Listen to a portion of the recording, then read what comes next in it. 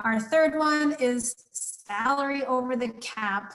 The spreadsheet, you really want to have this for absolutely everybody, even people who aren't capped. I strongly recommend it because a lot of times a young faculty member will come in. I mean, the NIH salary cap is 197.3 right now. Maybe they come in at 195, and then maybe they get a promotion, and halfway through the year, their salary bumps up to 210.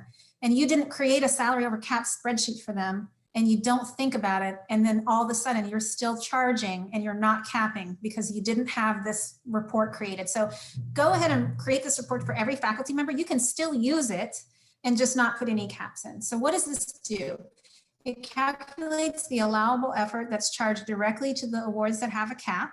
And then the remaining effort has to go to expenditure type 51190, has to be an unrestricted fund. It can be D, E, K. We talked about all those different non-sponsored fund ranges there. You have some options, but it's got to be non-sponsored, unrestricted funds. Okay, and so the SalCap spreadsheet is going to break out for you how much you're charging, what percent you're charging to the grant, and what percent you're charging to the over the cap unrestricted funds. So this is guiding all your labor schedule and LDA entries. One thing I want to point out, labor schedules, of course, you're putting in by percent. LDAs, the retroactives, is by dollar amount, and the SalCap spreadsheet does it all. It has the percentages, it has the dollar amounts, it's all in there. And another thing I want to point out is that whatever the most recent cap is that the NIH has released its policy, and it should be coming out any day. It's usually in January that they release the notice that you can start using a new cap and raise the cap. You're allowed to use that cap right away. I see a lot of divisions who say, well, that award was made in 2018 and the cap was 183.3 and I have to still use 183.3, and you actually don't have to. Now you could because it's always okay to use a cap that's lower than the maximum, and it's just never okay to use one that's over. So you could do that, but it really creates a lot of extra complexity to try to track all these different caps when actually all you need to do is put the 197.3 in for any NIH award. So I'm going to show you the standard SalCap spreadsheet. I'm just going to build a really simple one for you right in front of you, and then we're going to do an exercise on salary over the cap, just looking up salary caps. And then we're going to get into our breakout rooms to talk a little bit more about these reports and how they're used. So, okay, let me look up. Here's a blank SalCap calculation. This looks a little scary, but it's really not. Okay, so I always put in the PI's name here, and then what is the date range that I'm setting this up for? So I'm going to assume Dr. Smith's funding is totally stable. It's probably going to be the same for the next 8 months. Most med school people are going to be 100% of full-time in 12 months. You do on the university side see some variations. And so of course, if you have a faculty who has appointments both at on the School of Medicine side and the university side, there may be variations on this, but we're just going to go with the standard. For the most part, you can just put 100% and 12 in here. So let's just say for the sake of argument that the person's salary is 220. And then we have this little concatenation feature over here where I can put what I want to put in for the sources of the PI support, and it automatically populates. So, obviously I'd want to put the full PTA, but I'm just demoing this for you right now. So DAAD clinic, the PI's got some clinic effort. They've got a, let's say they've got a NIH R01, and they have a, maybe they have an NIH P01 also. And then they have, maybe they have a Gates Foundation Award, and then maybe they have a PCORI Award, the Primary Care Outcomes Research Institute. And then maybe the rest of their salary has to go on unrestricted development funds. Okay, so we'll just, we'll take a look at this. So, so now you can see everything's populated over here.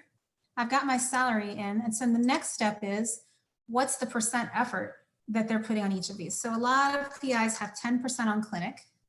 Maybe this R01, I know because I did my labor effort distribution spreadsheet, I know that I committed 20% on this R01, and the P01 is going to have a lot of effort, let's say 40. So we're already at 70, maybe the Gates Foundation has 5, PCORI has 5, and then the development funds have the remaining 20%. And I can check down here to make sure I'm at 100. I've got it summed here. So now we've got our percentages, but we also need to put in our caps. So we know, because we've researched these awards and we know the NIH cap. Did I show you guys how to search for the NIH cap? Maybe I didn't do that yet. So NIH salary cap history. It's really easy to find on Google. It's the top result, grants.nih.gov.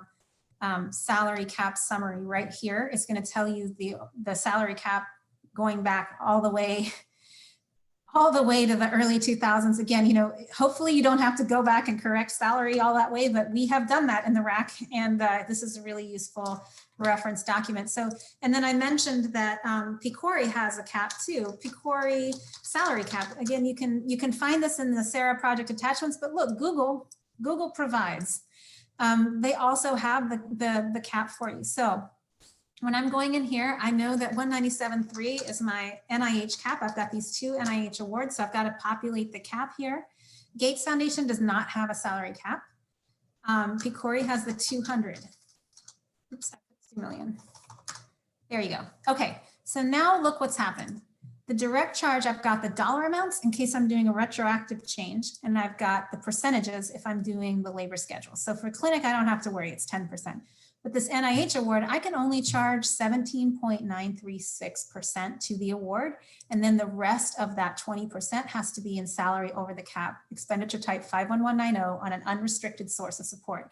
I usually put that down here. I'll usually put the PTA that I'm using for that. Same thing with this NIH P01, 35.873, I can direct charge. The other 4.127 has to be over the cap.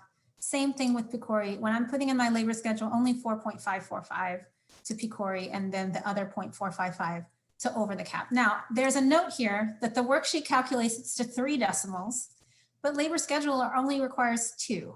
So for awards with the cap, to avoid overcharging the federal government, round down.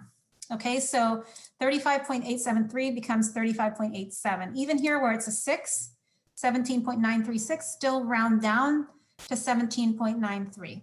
Make sure you're not overcharging. It'd be better to be just a little bit undercharging than overcharging, because RMG compliance has seen auditors ask them to remove $7 of salary overcharging on federal awards in the past. $7. And you know, if we're talking about a percentage of a base pay of 220, it can add up. And you know, you could be asked to move it, you know, going back many years, and you don't want to be in that position.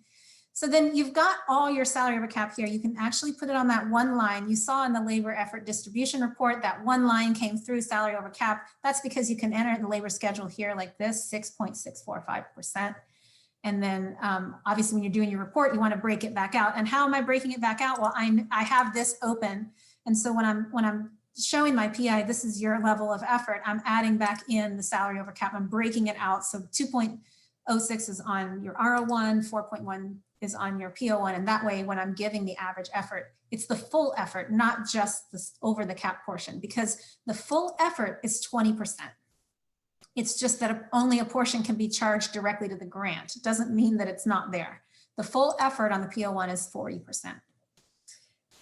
So that's how you build a salary over cap worksheet. I will point out there is a SUVA tab over here if you have Veterans Affairs faculty. There's an extra layer, extra degree of difficulty. I won't go into the details of that here. I will tell you that in the post-award training, we will look a little bit more at that. There is a whole folder just for SUVA. And there's a presentation that our fearless leader, Nancy Lonhart, has given with Donna Mahood and Mila DeCoro in RMG compliance to break down the nitty gritty of how to keep compliant effort on an SUVA. But I just want to point out, this is here in the template. It's available to you. With those resources, you can work out how to set up your VA faculty accurately.